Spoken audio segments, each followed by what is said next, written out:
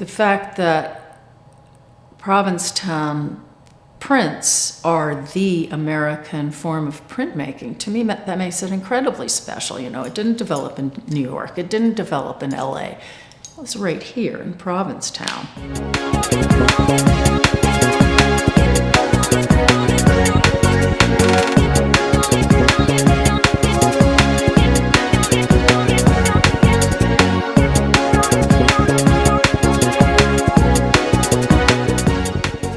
The method that I use is called the Provincetown print, which is a woodblock method of printmaking on a single block of wood. And I came to this through my grandmother, Farrell Sibley Worthen, who is very well known for her work in the medium. The family connection is very important to me. My grandmother influenced me as a child, and I actually learned how to do this when I was 4.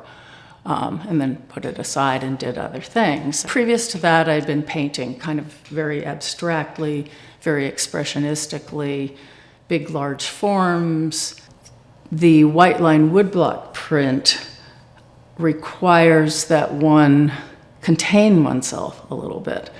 And so for several years, I would go back and forth between the more refined requirements of the woodblock print to, you know, the expression of a painting, which is not to say that you have to be tight and controlled in a woodblock print, but there is a certain amount of forethought that must go into it because you have to put the image on the block first.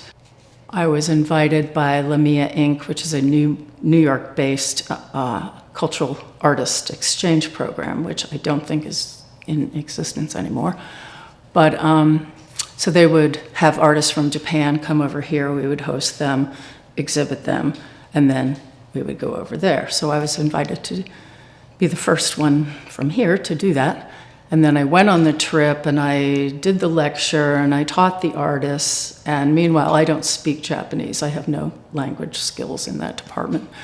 And so everything was visual for me. It was visual stimulation all the way around.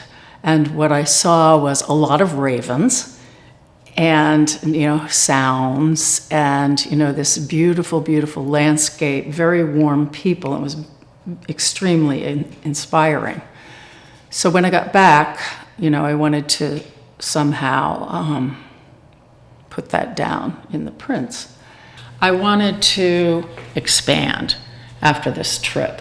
So as I was alluding to earlier, in the white line printmaking method, you have to have your idea ahead of time. So you don't get that kind of aha moment, you get a different aha moment. So this is a block, the block for this print, which has been printed. It's got the paint on it, and I think it was printed 3 times, so it might be slightly different than what's on there. But as you can see, you have to cut the image into the block before you print it. So when I got to the printing phase, I wanted to have a feeling of opacity with these birds, kind of contrasting with the background, very transparent. It's actually layered, and I just wanted to get this imagery of, you know, the metaphorical birds playing in the air, which they were doing, but have it kind of still sort of tight and graphic, but contrast that the birds in the foreground with the images in the background.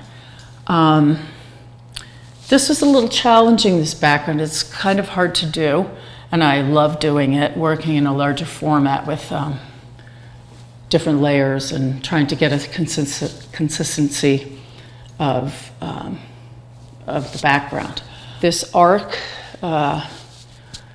iconography is like always shows up in my work. It's not necessarily planned. So I feel like, well, this is the beginning of a series. I always work in series, and I feel like, you know, this piece right here was the aha moment because it encapsulates expansiveness and inspiration from another culture, the visual stimulation, the larger format, working out some technical things that I hadn't worked with that much before. I mean, I had, but this was sort of doing more with that. And then as the series went along, there's an image called Limitless Possibilities, which was at the end of the series that this print was the beginning of. It's become lighter. The layering is just a little bit more subtle. The birds are even more playful than they are here. And I felt really, really good about what happened between this beginning and that end point of that part of the series, of the bird series, in the Japan prints. The inspiration from the trip to Japan carried on for another year with another body of Japan prints that were not birds, but something very different. And also incorporated textural things and the background things that were starting to happen in this print, became expanded upon. And so for me, that's the kind of thing that just happens as you're working, but it can't happen unless you have an image already in your head. I do feel like since I went to Japan and since I did this print, started this, large background in this method, that it has informed my work all the way through.